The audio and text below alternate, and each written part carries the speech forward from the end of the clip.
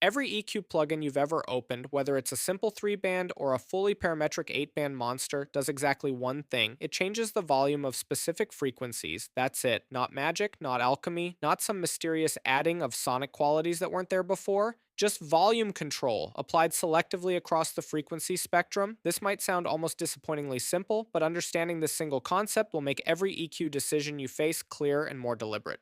When you boost 3 kilohertz on a vocal, you're turning up the volume of the frequencies around 3 kilohertz that already exist in that recording.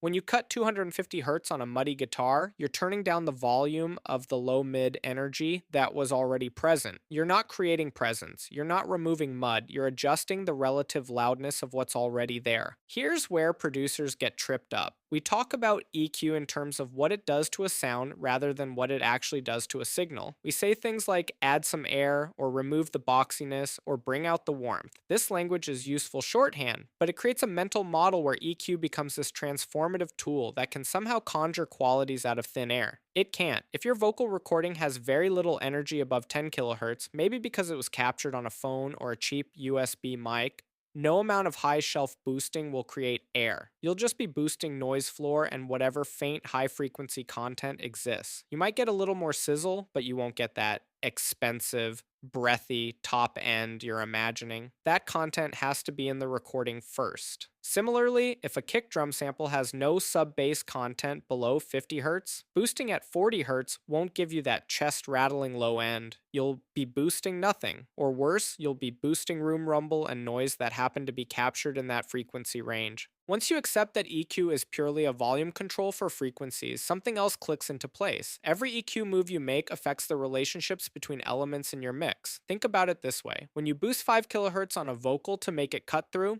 you're not just affecting the vocal. You're changing how the vocal relates to every other element that has energy at 5 kilohertz: the hi-hats, the acoustic guitar, the snare crack, the synth leads. The vocal gets louder in that frequency range.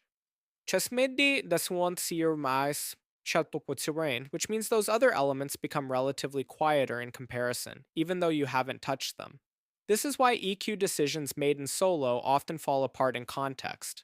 In solo, you're just hearing more 5 kilohertz on the vocal. In the mix, you're hearing the vocal is now competing more aggressively with the hi-hats and the snare is getting buried. Same move, completely different result depending on context. The inverse is equally true. When you cut 400 Hz on a guitar to reduce boxiness, you're not just cleaning up the guitar. You're giving more room for the vocal's body, the snare's weight, and the bass's low mids to exist without competition. A cut on one element is effectively a relative boost for everything else in that range. Let's kill some common misconceptions right now, because these will waste your time if you carry them into the rest of this course. EQ cannot add frequencies that don't exist. This bears repeating. If the harmonic content isn't in your source material, EQ cannot create it.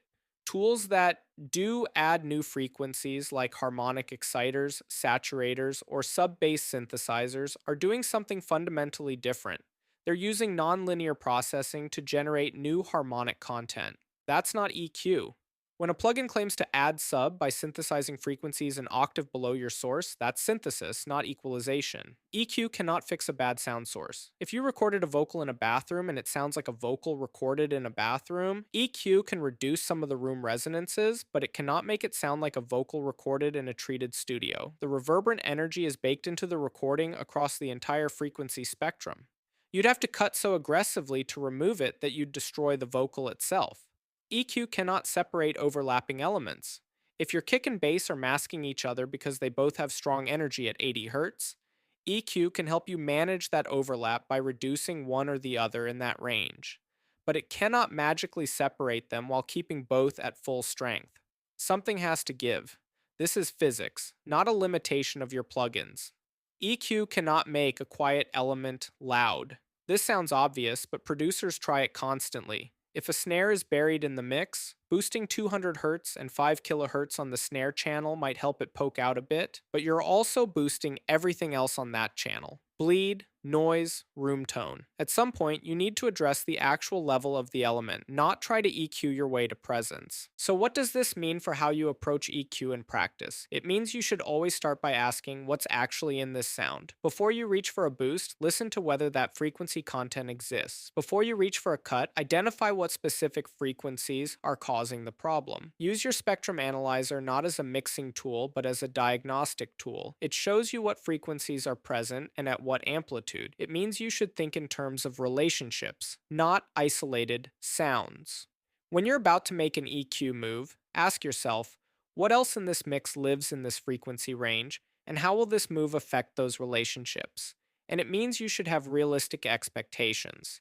EQ is powerful, but it's powerful in the way a scalpel is powerful. Precise, effective, but only for the job it's designed to do. It's not a magic wand. It's a volume control for frequencies. That's the foundation. Everything else in this course builds on it.